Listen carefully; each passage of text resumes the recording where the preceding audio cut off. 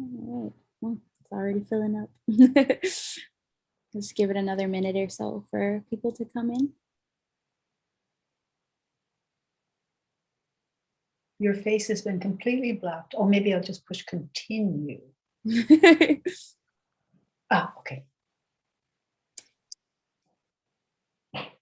All right. I think I'm going to go ahead and get started. Okay. So hello, everybody. Oh, there's still a lot of people coming in.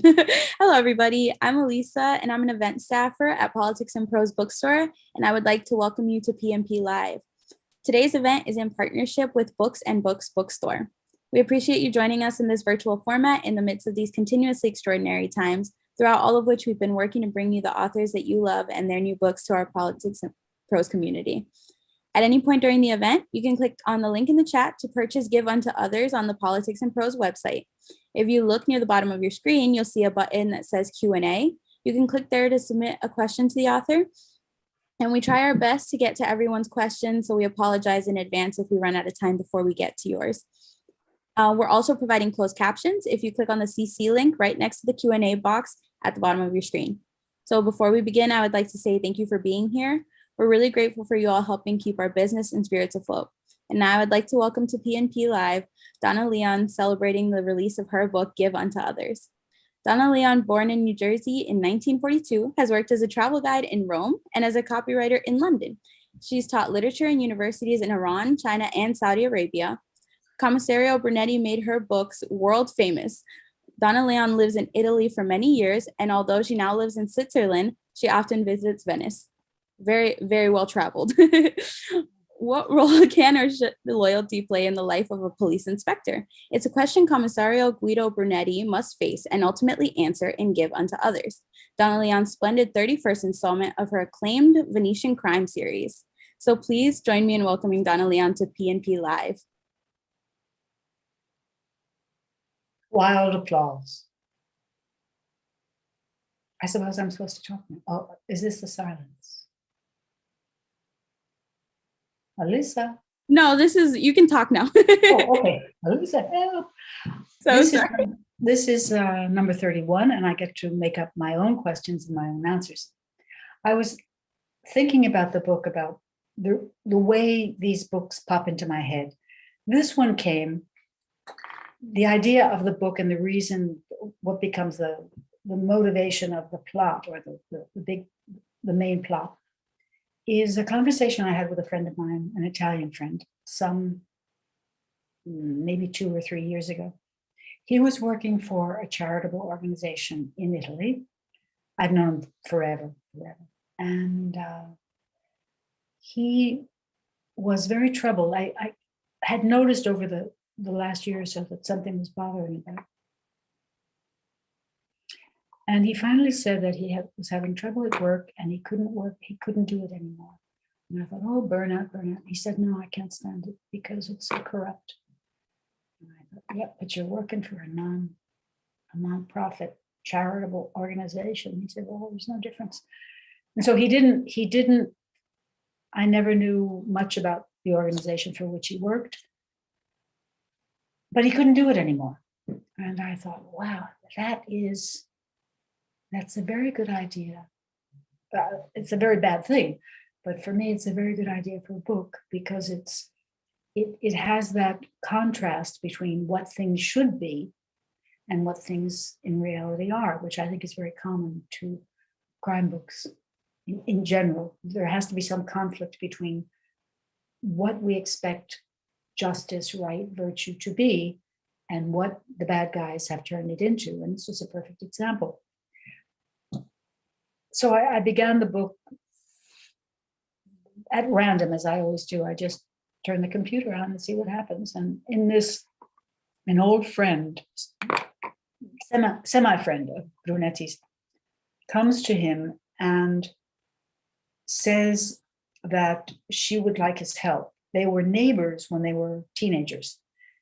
And this woman's mother had been very kind to his mother and to him and his brother and his father. Not the woman herself, but her mother had been very charitable towards them. And Brunetti, he's still having reservations about whether he should be putting his nose into something that was private, that was not a police affair, agreed to try to be of help to her. And I think this is in the early part of the book. He remembers one time when he was at home, and Brunetti never disguises the fact that he came from a very poor family, very poor and simple, lower class family. And now he's married to the daughter of one of the richest men in Venice, and a count, a nobleman to boot. At any rate, he remembers a scene when he was sitting doing his homework on the table in the kitchen, which was the only place in the house where he could do his homework because it was the only space. And there was a knock on the door, and the mother of this woman who's coming to ask the favor came in with an enormous pot of pasta fagioli. And she said, "Oh, you have to help me again. You have to help me again." And he says, of course, I'll help anything.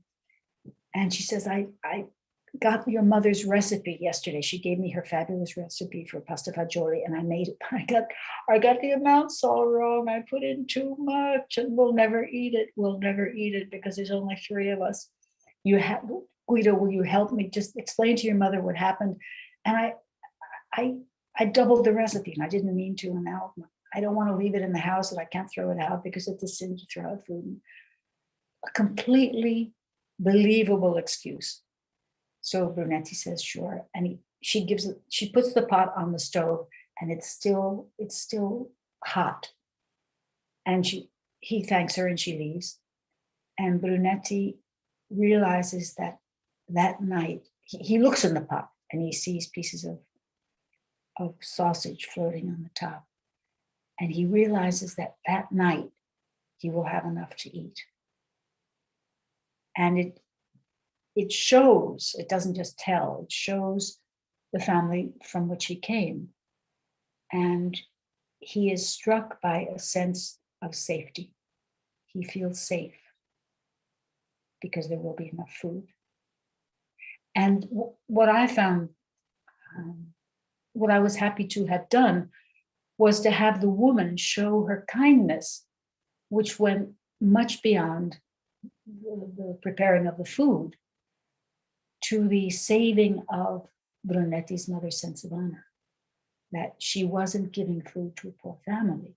She was asking a favor of her neighbor to help her disguise the mistake that she made in cooking this. So I went along with the book. And when I started it, I knew that there would be a charity that needed examination. And I didn't know at the time whether the charity would or would not be a fake. Because strange as this might seem, I never know. I never know what's going to happen in these books. I just start to write them. And as I continue with them, more and more information comes to me. So in a sense, my process is a mirror image of the reader's process. That is, you read 10 pages and then you think, well, maybe this is going to happen, or maybe that's going to happen, or is he a good guy, or is he a bad guy, and is she going to marry this guy? Those are the same questions that I repeatedly ask myself during the process of writing the book. And I keep on writing until the book tells me that that's, I know this sounds, but it's not. Until the book tells me that this is what is a way to move along to the next event. Although I don't know what the next event is, I know when a scene can end. And because I've written some sort of prefatory information, I know what the possibilities are for the next scene. What, in the normal course of things, what would happen? The next morning, Brunetti would be freed of this memory and he'd get up and go to work.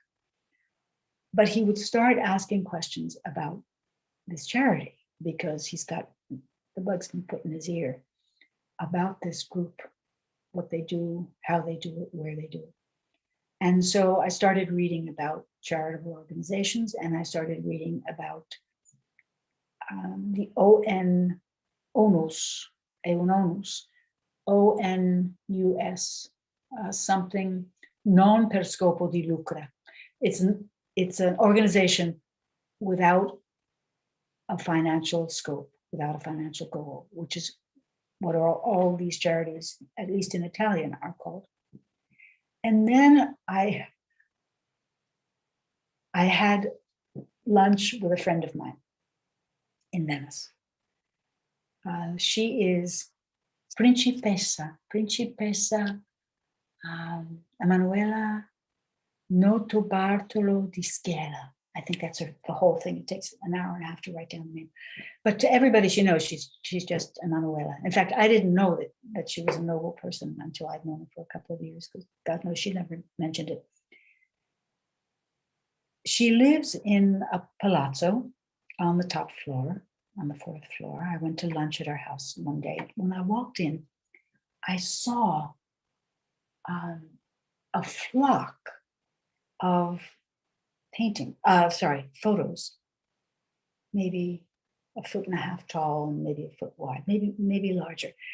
And all of them were of men in Italian military uniform. One of them, and I said, Manuela, who are these guys? And she said, that's my grandfather. That's my uncle, and that was his best friend. And there was a short guy in the front of the painting that all these guys with the pith helmets, but not wearing them, with the white uniform. So they were naval officers. The short guy was in front of them, and they weren't wearing their hats. And I recognized the short guy, but I didn't know who he was, because I hadn't seen a picture of the King of Italy, the last King of Italy. So it turned out that her family was a military family, a naval family. And all of these guys had fought in the Second World War. They were admirals. I was looking at a flock of admirals. But I was so enchanted by the photos and by the uniforms, the white uniforms with medals. You would think these guys would list like a sinking ship, because they had all these medals on their chests. They were remarkably handsome, every one of them. And with the white uniform, and it was breathtaking to see this series of photos. And I knew then that I was going to have to use those photographs in the book. And so there is a scene way at the end of the book where Brunetti goes into someone's apartment, and on top of the piano, there are the same flock of paintings. And one of them is the admiral's father, because there's a character in the book who's a 90-year-old ex-admiral. So I mention these two things only to suggest the randomness of these books, that I wish I could set out with chapter 1, chapter 2, chapter 3, chapter 4, chapter 5, and know what was going to happen. But I've never been able to do that, because I get bogged down in the immediate scene. Oh, another Emanuela story comes to me. At the very beginning of COVID, she was in Vienna visiting a friend. She's 84 now, because she was 82 then, in perfect shape. And she's a straight, very powerful looking woman. COVID. So she was rushed, because she couldn't breathe. She was rushed to a hospital in Vienna, and her friend, her Austrian friend, went with her. And Emanuela at this point was almost unconscious. So it became the friend's job to fill out the form, the name, the address, the citizenship, the age, the place of birth, blah, blah, blah, blah, blah. And it came to profession. So this woman didn't know much about Emanuela's work life. So she put down Principessa, princess. Her profession was that she was a princess. So this paper took a day, excuse me, this paper took a day to be disseminated in the hospital, because it had to go through but the word passed that the woman in room 2742, whatever it was Principessa. And the Austrians are very much attached to aristocracy. much more so than most other Europeans. And so when the word got out that they had a principessa in room number da da da da, the service improved, as if going from a double room or a multiple room in a cheap hotel. All of a sudden, you went into they took you into the plaza and said, "All right, what time shall we open the champagne?" And she was treated like a principessa for all that time, and she didn't like it because she never, I have never known her to use the title. I didn't know it for 2 years, and I knew it pretty well. And so she was very much embarrassed about this, but it's become, among her friends and the people who love her, it's become such a lovely story of the salvation of the principessa, as in a fairy tale. Anyway, remember the admiral because he's in the book. The book goes on and on and on as Brunetti investigates more, because the more he learns, the more he knows he doesn't know.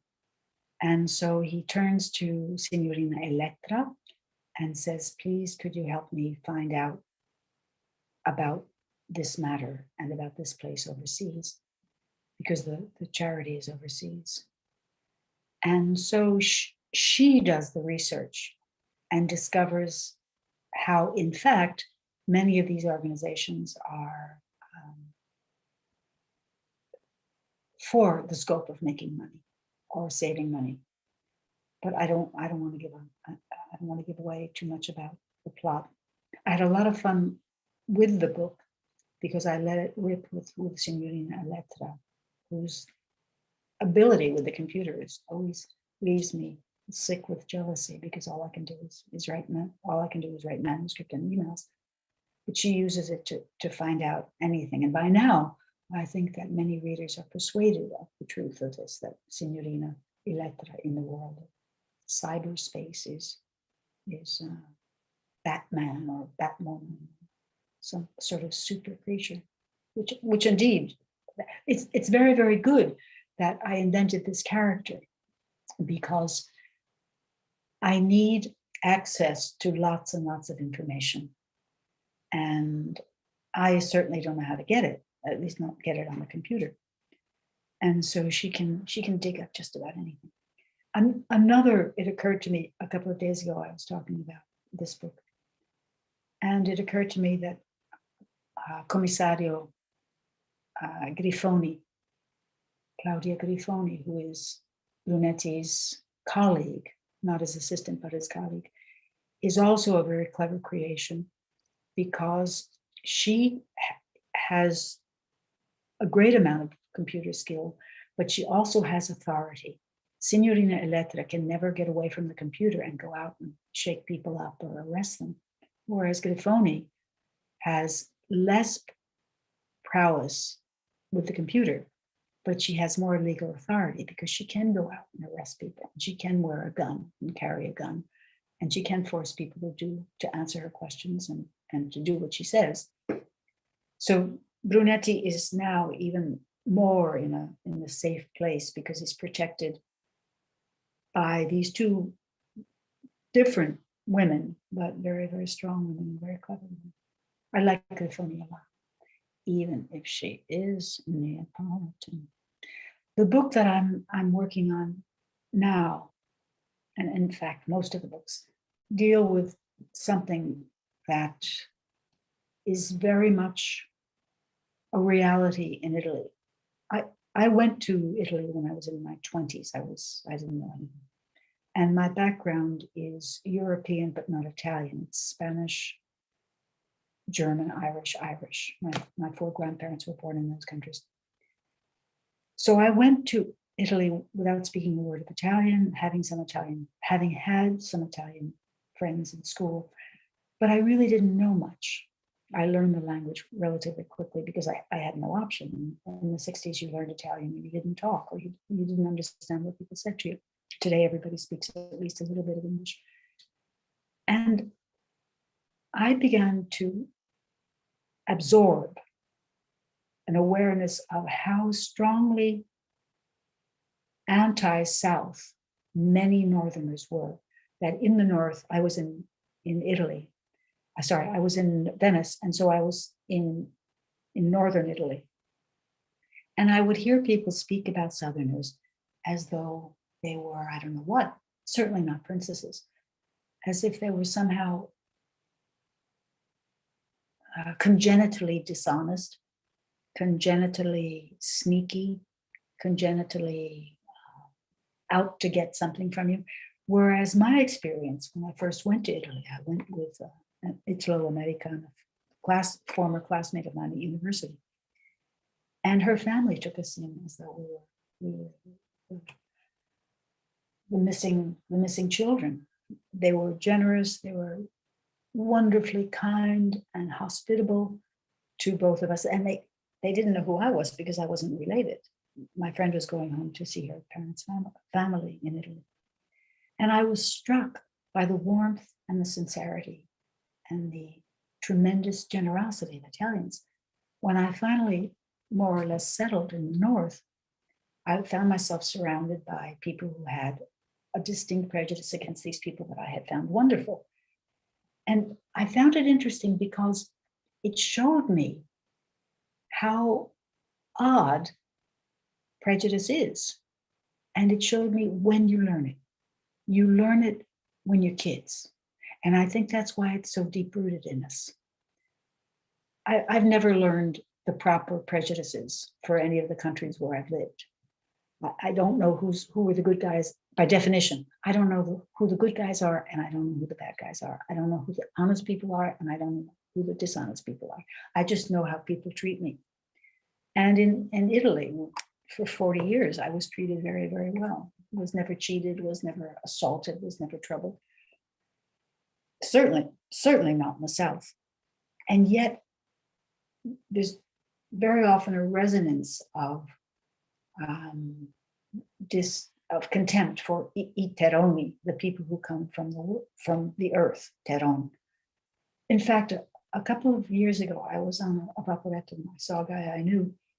And I asked, because it was August, I asked him where he was going. And he said, stiamo andando a Teronia. And I said, come? Stiamo andando in Teronia. And then I got it. Teronia is, Onia means the place of. Saxonia is where the Saxons live. And I said, this guy's calling the whole place the place of the dishonest suspect,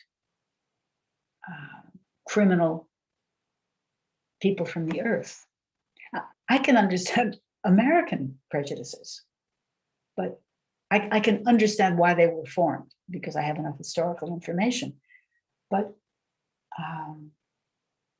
the fact that this whole mass of people had to be this or that, it surprised me. And in many cases, it disappointed me when I heard these things said by people that I knew. In the book, and certainly in the previous book, Transitory Desires, the conflict between the North and the South is very, very strong. And the distrust between the North and the South is very, very strong. There's no changing it. I don't think there's any changing it. It's been around since Roman times, so they've got a head start of a couple thousand years. What else? This is so strange for me just to go blah, blah, blah, blah, blah. I made a list. Oh yeah. I was thinking the other day, someone asked me, I no longer live in Venice because the tourism was just more than I wanted to put up with, because there were 50,000 of us. There were 50,000 residents in Venice. And in any given year, there were 30 million tourists.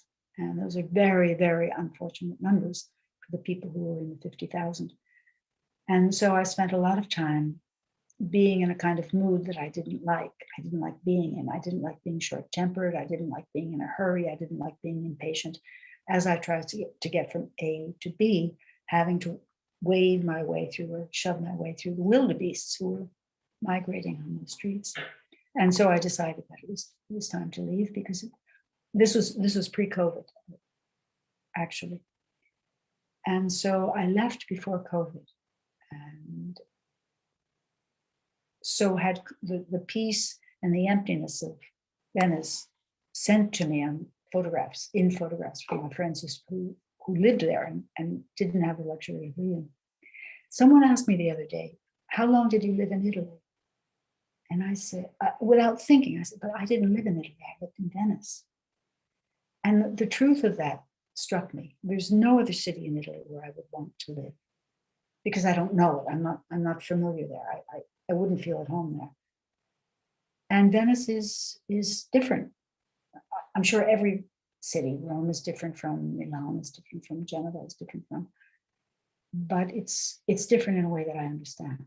And so, and with which I am familiar. And so it's the place where I think that I miss and go back to. I'm going back again. I go to London, I think, sometime next week. And from London, I go to Venice for a week just to get the feel of it again. And I have to go because I'm writing the next one. And I have a scene which is set in a place where I haven't been for a while. So I have to go and take a look and see how many arches there are and how many pillars there are, and whether the place where something happens is on the right side of the canal or the left side of the canal. Because at least, even if the plots aren't very interesting, at least the geography should be correct. I go down at least once a month, usually for a week. I have a number of places where I can stay, and because the apartment, I gave the keys back, because I as long as the tourism continues, I don't want to live there, and the tourism, I think, is never going to stop. Those of you who go often, and who, as many of you have done over the years, you've seen the same process that I saw. The increase in people, the increase in the cruise ships, the increasing cheapness of what is visible in the city. So that, here I speak of windows in shops. Many of them are empty, many of them are boarded up.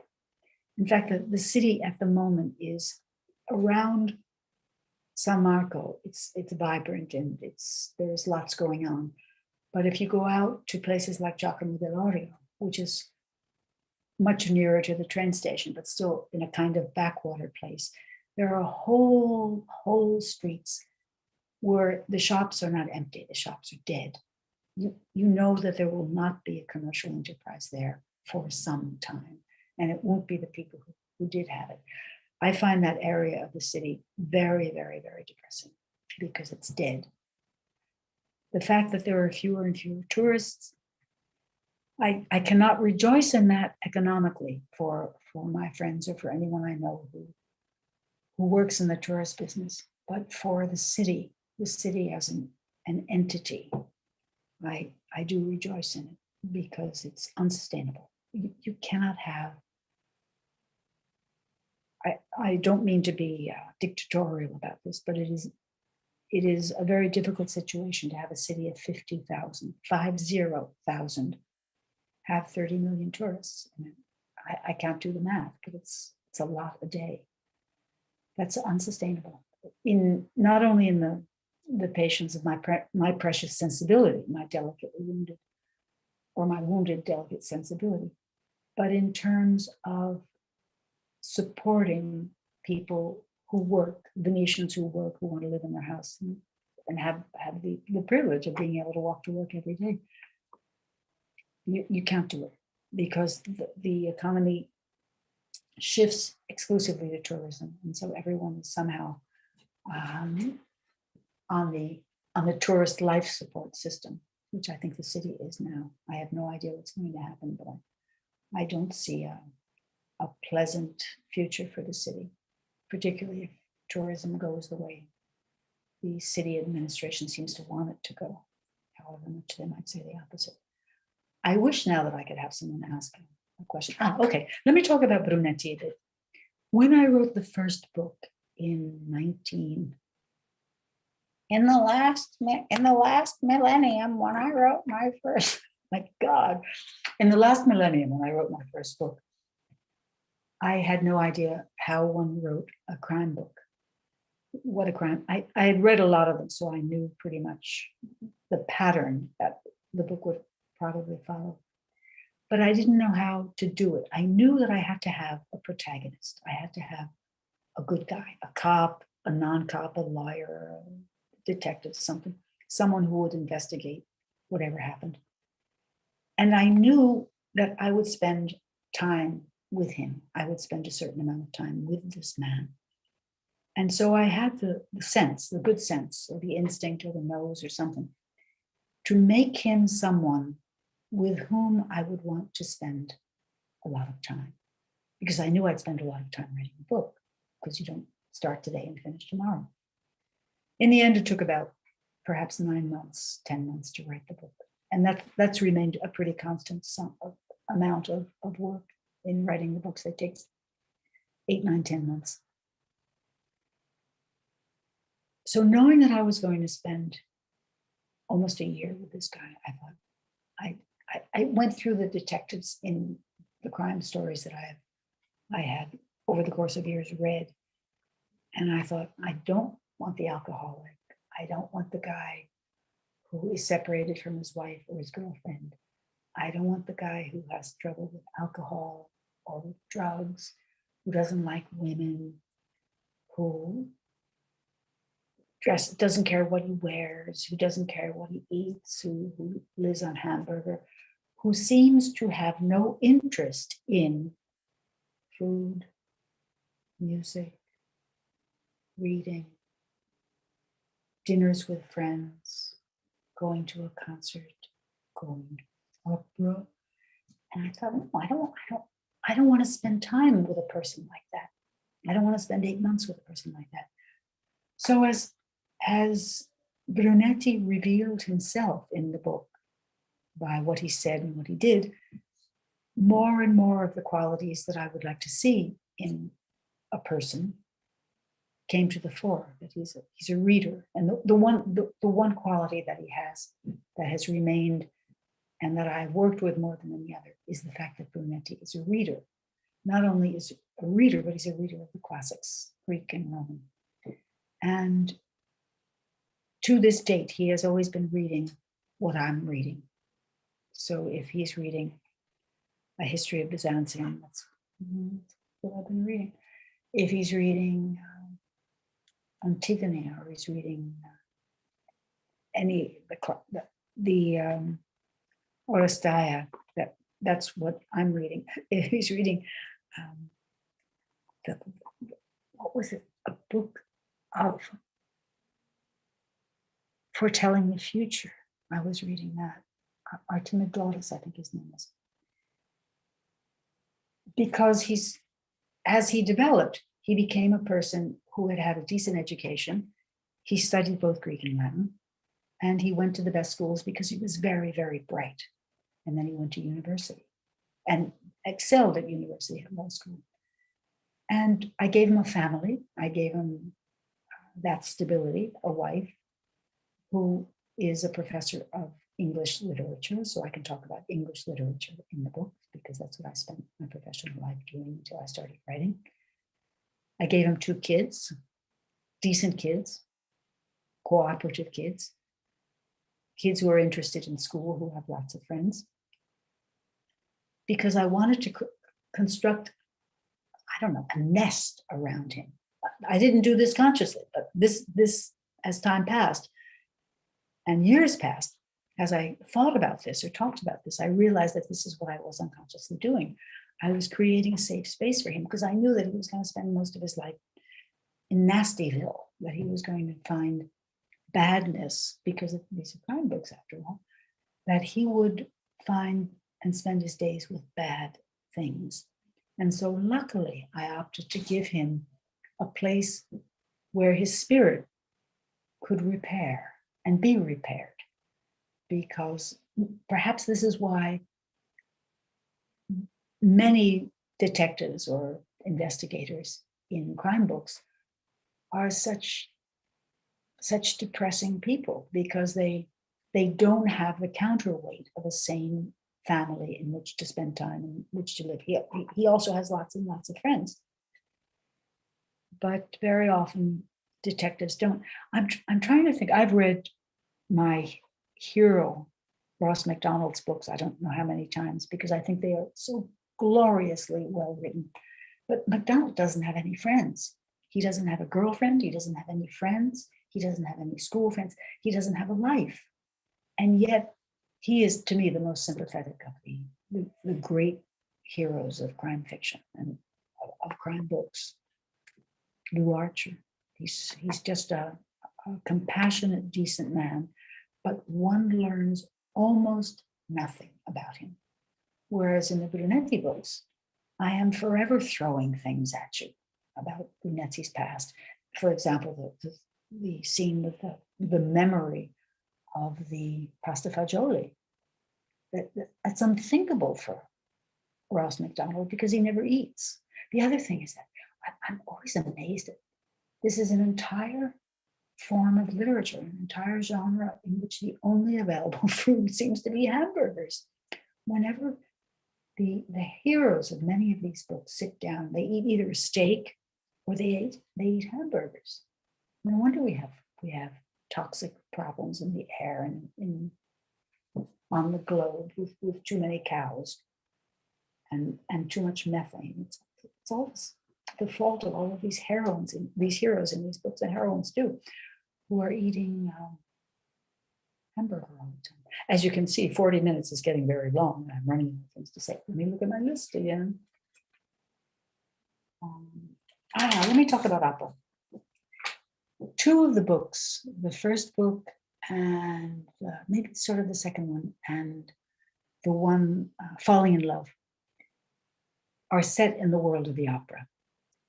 And I hope I will try to keep it that way, that there will be 3 books in which Brunetti goes to the opera, because I don't think it is clever on the part of a writer of crime books to set all of his or her books in the world where their passion lies. And I am a passionate goer to and listener to the opera. I find the world fascinating. I've spent more than 20 years on the outskirts of the opera world. I'm involved with an orchestra, Il Pomodoro. And in fact, I'm in Zurich now because I came to Zurich to go to the opera twice this week. But it works for me. And the fact that I love it and the fact that I spend a lot of time involved with the opera world doesn't mean for an instant, for a millisecond, that other people are going to find it interesting. And so that's out.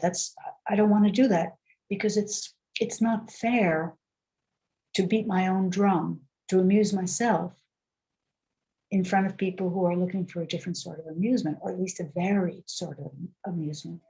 And so the opera stuff we'll have to stop with 3 books, maybe.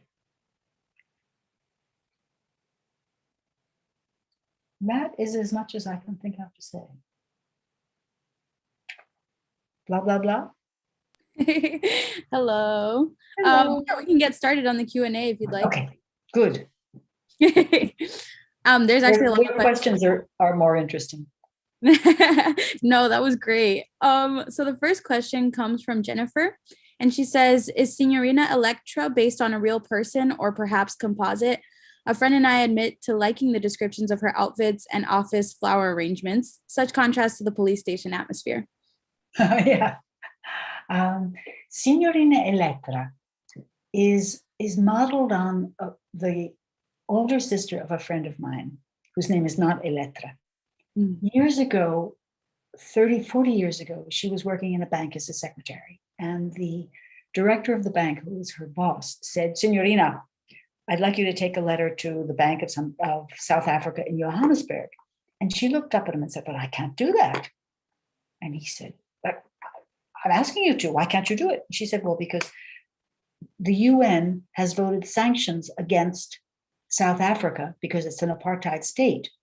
And so I have to participate in this. We have to impose sanctions on this country. And the director was about to leap upon her, saying that she can't do that. And she said, Direttore, I will go out now and walk around the block and have a coffee. And when I come back, we'll do something else. And she got up and walked out, walked around the block, had a coffee, and came in and said, Signore, what was it you wanted me to do? And he stopped. He said, we'll take a letter to the Charleston Bank in America. She beat him down with that. And I thought, boy, she's really okay. And so she became Signorina Elettra. And I think I use that story in her creation. I admire courage. Definitely. The next question comes from Melissa. Melissa says, I've gotten behind on your books. Do you think they can Shame on you. Shame on you. I will not answer your question. Dismissed. Do you think they can be read out of order? Or could I sure. now? Yeah. I think that they can be read out of order. Yeah. Rita asks, are there any plans to do a television series based on the books?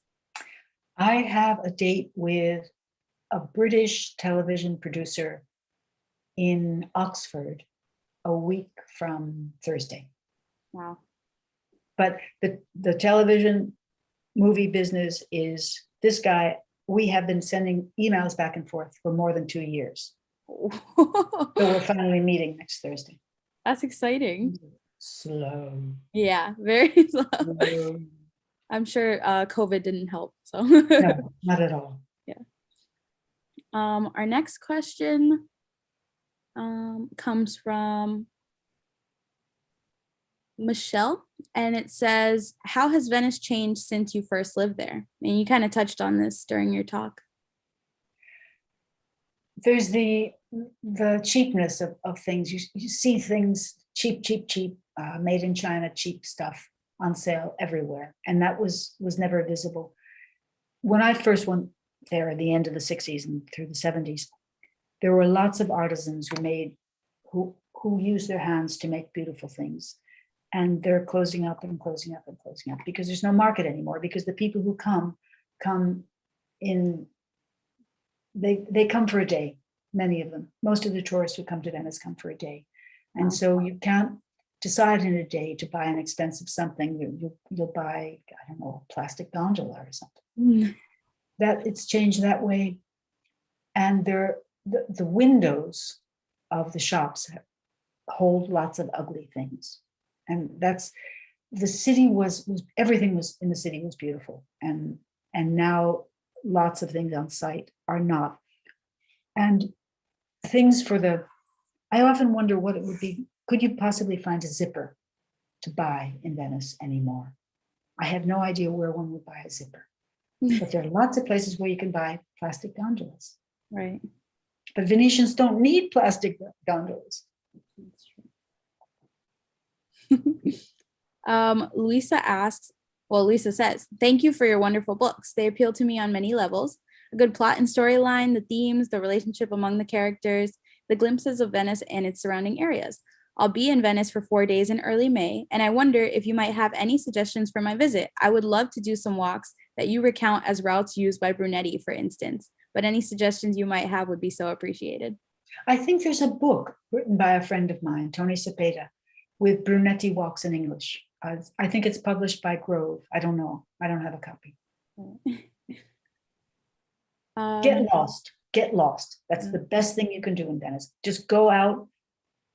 Someone will always show you the way home. Just go out and walk around and look at things. I will have to keep that in mind. I've always wanted to go. Would you move back to Venice if UNESCO or the government reduced the number of visitors allowed? And this question is from Melissa. That can't happen. That's not going to happen. Yeah, I'd like to be 40 years younger too, but that's not going to happen either. But one's as likely as the next. Yeah, they will, and they don't. UNESCO has no power over Venice, what it chooses to do. The city administration wants to make money, and they want to make money with tourists. So, Next question.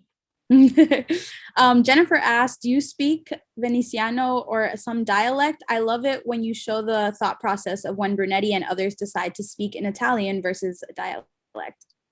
I don't speak it because I think that would be presumptuous on my part. I speak Italian, I speak it reasonably well. I understand Veneziano because most of my friends are Venetian, and they speak among themselves in Veneziano. And I just sort of picked it up over the years. Right.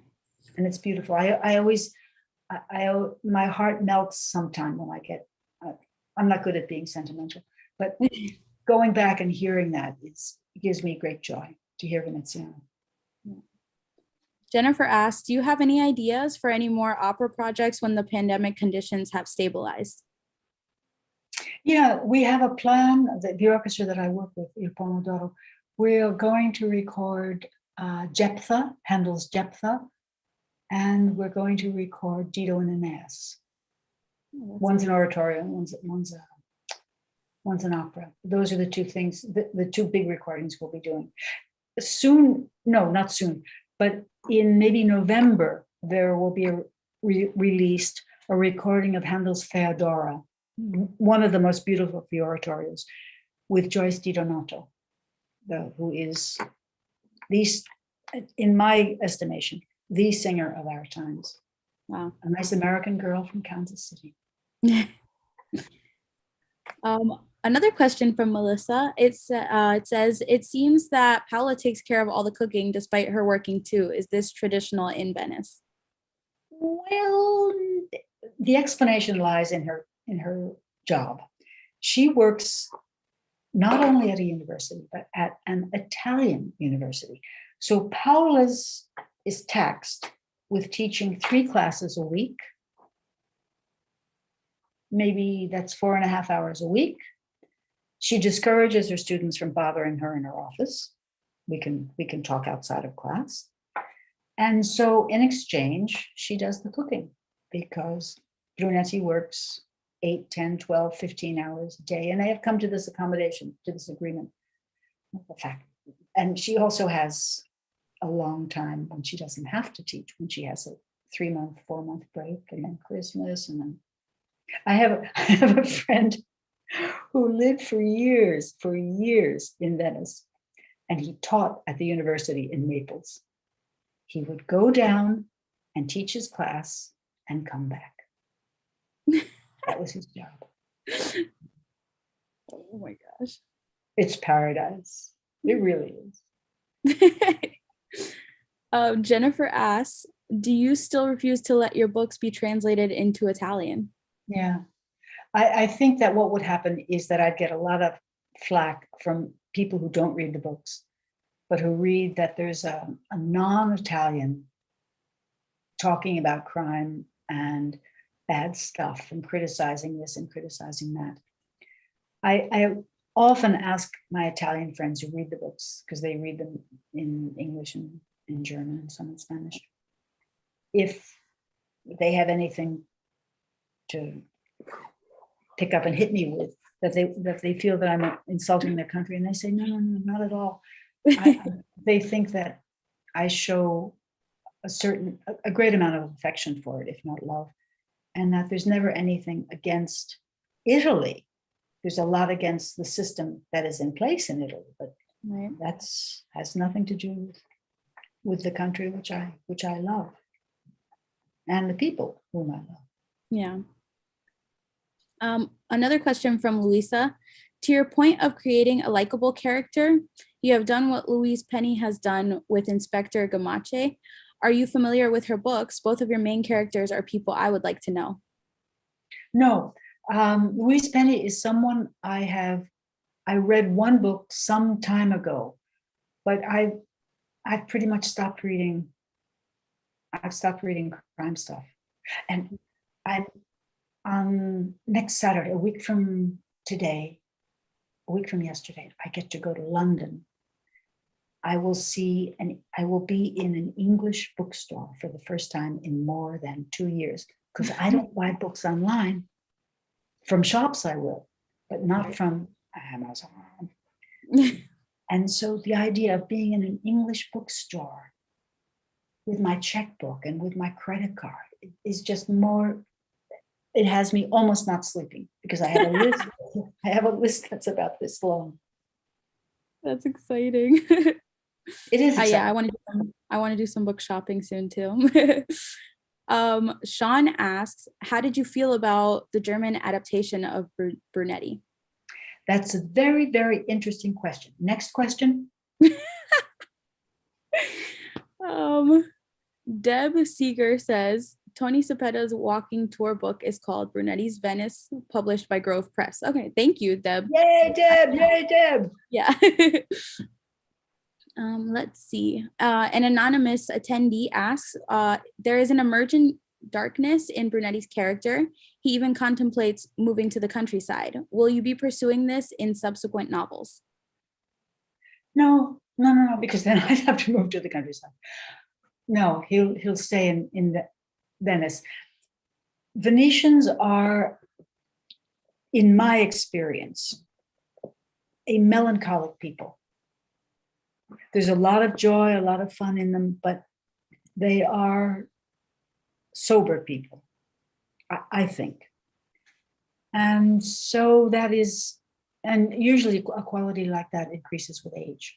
One becomes more thoughtful and more nocturnal as time passes. And I think that's just a normal process of age. But his sense of humor is untouched, and his interplay with his family at a level of silliness is untouched. So no, I'm not moving him anywhere. What I would love to do, really love to do, is to take him to Naples, send him to Naples for a month, just to be sent down to work on a case that's leading there, because I would love to go and live in Naples for a couple of months, because I'd have to go there for a couple of months to get that. Ooh, exciting. I think that's it for the audience questions. I actually have a question myself. I'm curious as to what you're currently reading, or would you suggest to the audience to read? Okay. Yeah. Two things. Yeah. A friend of mine about 4 years ago read a book that's called, in English, it's called They Were Counted. 800 pages. Okay, 800 pages. And since I knew I was going to be on trains for a long time, I started reading it. And it's part of what is called the Transylvanian Trilogy. It's 800 pages, 800-page books about events from about 1890 to the First World War in Transylvania, which means Austria and Hungary and Transylvania. I started it thinking, I became absolutely captivated by it. And volume 2 and 3, which are not available on the continent in English, are waiting for me, even as we speak, in Donna's bookstore on Marylebone High Street in London. I have to go and pick it up. It was wonderful. It was sort of Buddenbrooks mixed with Downton Abbey. That it was a serious analysis of politics and history and human weakness, at the same time that there was a little bit of schmaltzy. Well, it was Transylvanian, sort of schmaltzy, kissy face, and grand passion. But a wonderful, wonderful book. I finished it on the train from Berlin. And the other is by, I don't know how to spell her name. There's another trilogy, 800-page a pop. These are set in Georgia, not the one in the South, but the one in Europe. Her name is Harshchvili, and it's called The Eighth something. I can't remember. That's waiting for me as well. I'm very, very eager to read that, because people have said it's just as good as the band. Oh, the Hungarian, the Transylvanian one is written by Miklos Banfi, Banffy. They have been translated, and very well translated, into English. And if you like long books with complicated stories, and books that really reveal a society in its good and in its bad, I would recommend this Banfi book with no hesitation whatsoever. I'll be sure to check it out. I hope other people do. I'm back to Trollope. I read Trollope when I was at school, and I just finished Barchester Towers, and I was overwhelmed by how good it is, because he manages to make a riveting story about who is going to be appointed to a mini little job as a country parson in 19th century England. You just and the good people are so unbelievably good, and the bad people are believably bad. Oh, it was so good. And since Trollope wrote about 40 books, and I've forgotten most of the ones I read 50 years ago, I have 4 or 5 Trollopes waiting for me in the bookstore too.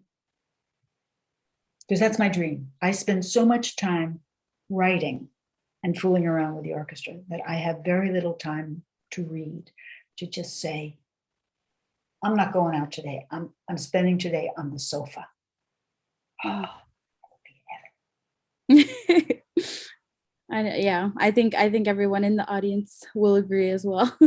I think actually we have time for one last question from the Q&A. Some people popped it in last minute. Sean asks, do you feel pessimistic about justice? I feel pessimistic about everything. No, really, I feel pessimistic about everything. It's schizophrenic. We've spent 40, 50 minutes together, and I am amusing, and I like to amuse people.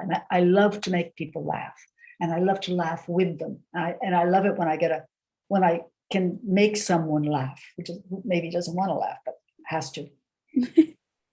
And I'm pretty optimistic about my life, because I love a lot of people, and I like to think they love me, and I know a lot of interesting people, and I have a whole lot of fun. But for the world, for the future of the world, I just don't see. I don't see a whole lot to be. I don't think it's going to be fun. I don't think the next 20 years are going to be fun. Mm. I was in the Berlin train. I got a train from Berlin to Cologne and then to Zurich, where I am now. And when I was going to my train in the Berlin train station, and then when I was changing my train in the Hamburg train station, I saw lots of people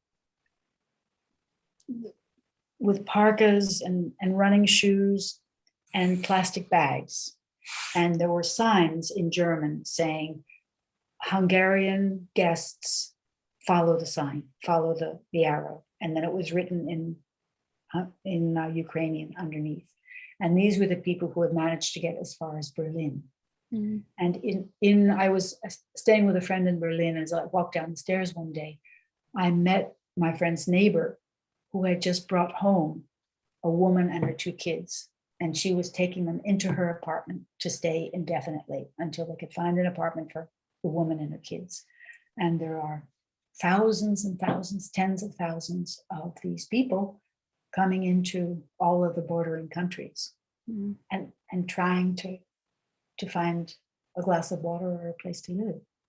And that's not going to change. That's not going to change overnight. Yeah, absolutely. Or improve overnight. Yeah. Well, we're ending on a positive note.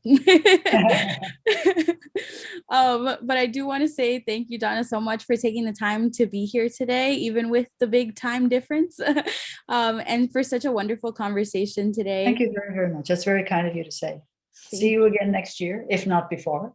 Yeah, hopefully. I would also like to thank the audience here today, as your patronage is what allows us to bring you programming like this, and we would not be able to continue to host these types of events without the book sales to support them. So please support Donna Leon and Politics and Prose, as well as Books and Books Bookstore, who is our partner for this event today, by using the link which we've posted in the chat to purchase Give Unto Others. And be sure to keep an eye on our website for any current event listings, as we have plenty of excellent events to attend virtually and now in person. So thank you again, Donna, for joining us. Keep well read, everyone, and enjoy the rest of your evening. Thank you so much. Thank you. And good luck with the job. Oh, thank you. You're welcome.